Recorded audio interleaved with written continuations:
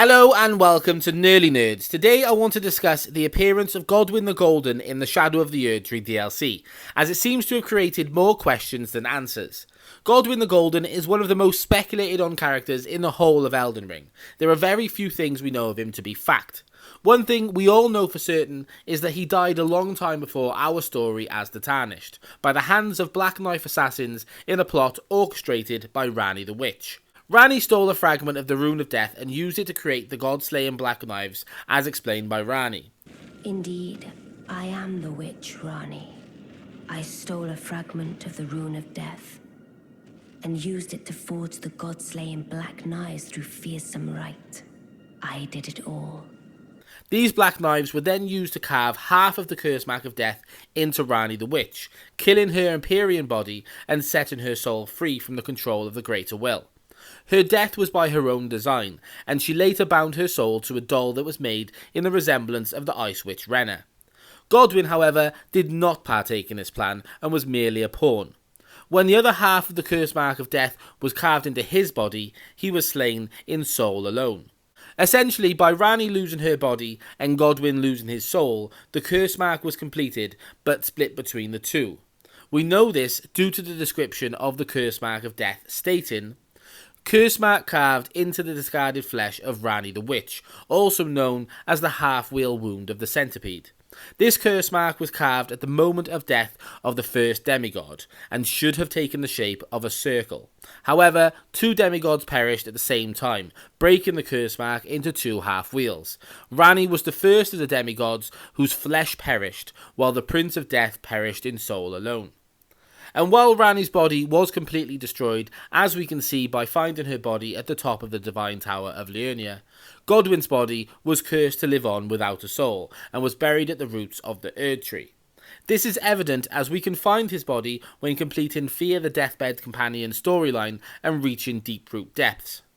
Although his body seemingly looks extremely disfigured, we know that it is Godwyn by the name of the grace in this area being called Prince of Death's Throne. Burying Godwyn's flesh at the roots of the Erdtree caused further implications for the lands between, due to the Rune of Death infecting the roots of the Great Tree in the form of Deathroot, explained by the description of the Deathroot itself.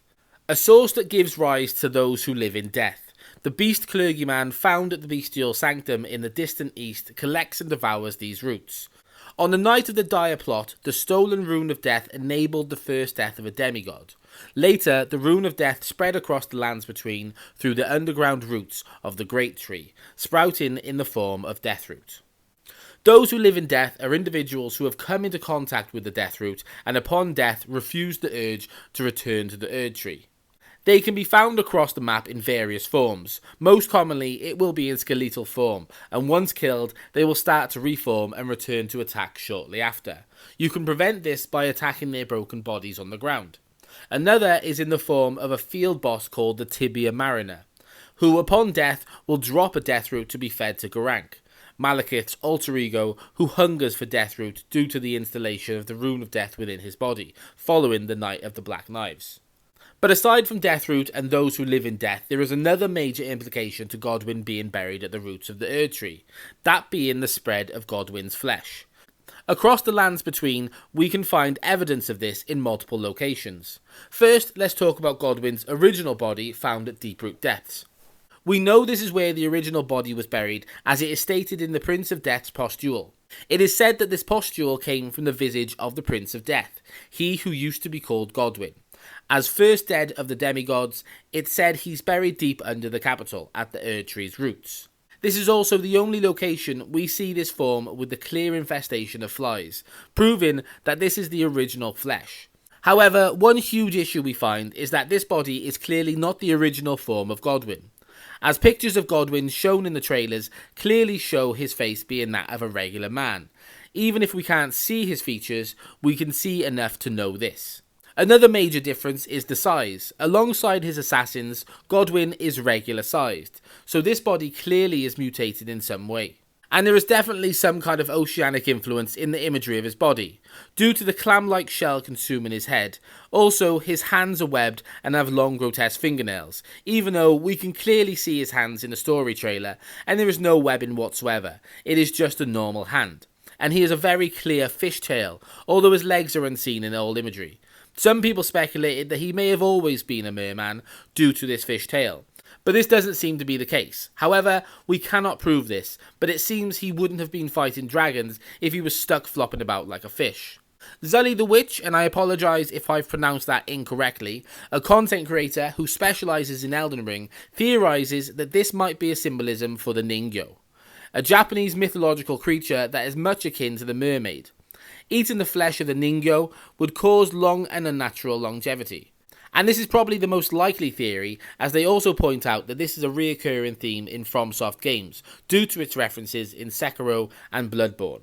Be sure to check out their video for more info on this, I'll make sure to link it in the description. Another thing to note is that a clam or muscle, which we can see covering Godwyn's head, is considered a symbol of living within the earth, ability to siphon energy, symbiosis, balance, and a connection to nature. All of this fits the bill for someone literally living through the roots of a tree and transferring their life force through said roots. You will also notice how Godwyn's body is shaped in the roots exactly how it is shaped on the Knight of the Black Knives, with his elbows up high as if he is still being held by his attackers. This is strange, however, as we can see Godwyn laying flat in other imagery after the attack, so his body retaking this form almost feels symbolic in itself, but there's no obvious reason for it.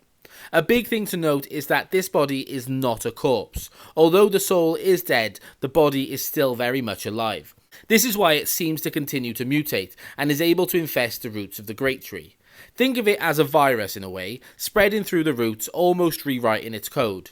The biggest example of this being at Stormvale Castle. If we travel down to the bottom of the castle, we find a huge face, and in fact, behind that face is a clear body and the offshoot of an arm that goes into the wall. This is the biggest form of this spreading of Godwyn's flesh that we can find in the game. What's strange about this form of Godwyn is it doesn't have eyes. There is eye sockets, but no eyes. This strange occurrence only raises more questions by the fact that we can find Godwyn's eyes throughout the map. If we go to locations where we find tibia mariners, we will find strange trunks that contain the eyes of Godwyn. And coming from these trunks are also tendrils that have the same fish-like fins running along them. So why does the biggest growth of Godwyn not contain eyes, but these random growths do? Another big instance of Godwyn's influence is in the crabs found around Lindell. This is a major find as these are no longer instances of his growth as roots themselves, but infected living beings. On the back of the small crabs we will find Godwyn's face, and on the large crabs you will find the face of Godwyn spread between the belly and the back. Both crabs also have clear strands of Godwyn's hair growing throughout their shells. The large crab will also spray you with death blight, further showing the influence of the Prince of Death and the infection of death within the crabs. But all of this is in the lands between, and as previously stated by the Death Root itself, the Rune of Death spreads across the lands between, through the underground roots of the Great Tree, sprouting in the form of Death Root. This suggests that this is localised to the lands between.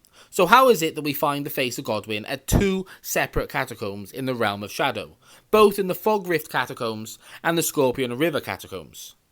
Going forward, I will be speculating, and with this I implore you to comment and give me your thoughts on the matter, as it is always interesting to see how everyone perceives information. The Shadow Tree is explained as the shadow of the Erdtree. This says to me that it is either a complete inversion of the Erdtree, so either it connects by the roots and is literally the opposite end of the Erdtree, creating a second tree below, or it is simply an ethereal form of the Erdtree, and if this is the case, you would assume that it would be the shadow of the previously burnt Erdtree prior to the current gold one. These to me are both valid theories, reinforced by the shape of the Shadow Tree being completely different to the Erdtree.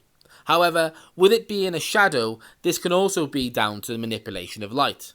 Either way, if they connect by the roots, then this is an easy answer, and the Death Root was simply beginning to infect the Realm of Shadow too.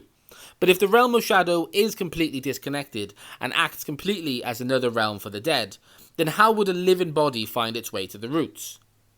In both of these catacombs we meet Death Knights. Upon their death we receive weapons, the Death Knight twin axes and the Death Knight long haft axe. Both weapons bear the same description of their connection to Godwyn. The Knight, once the personal guard of Godwyn, was also the protector of the Prince of Death's cadaver surrogate. This to me is extremely interesting, as surrogate can mean two things. Either it is meant as they are the protectors of the person who is trying to rebirth Godwyn, much like Fear the deathbed companion, or it is stating it in the sense of some kind of substitute of Godwyn's body. The latter creates the question of why the Death Knight's location, why here, and why these forms of Godwyn. Is there something about this location that means these growths are more important?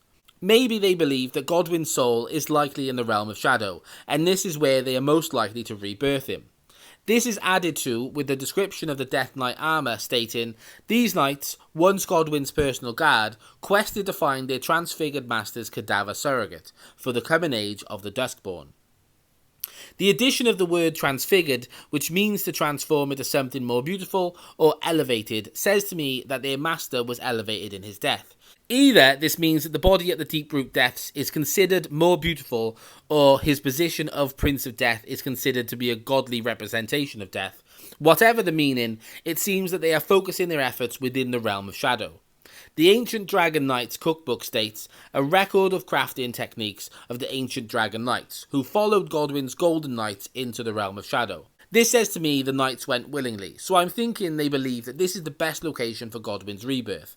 It's a mystery that I thought we would have had more answers on. A lot of people speculated prior to the release of the DLC that we would meet Godwyn in the realm of shadow. But with his soul being perished, it seems that it is completely gone, and the Death Knights are following a futile path. One last thing I wanted to point out was the helm of the Death Knights has a circular image on the rear. The description of the helm states, the decayed gold wheel that adorns it represents their unbroken loyalty to Godwyn, he who became Prince of Death. But is it just me, or does this wheel hold a stark resemblance to the mending rune of the Death Prince? I just wanted to point that out, as I think it is a reference to his rebirth being their main goal.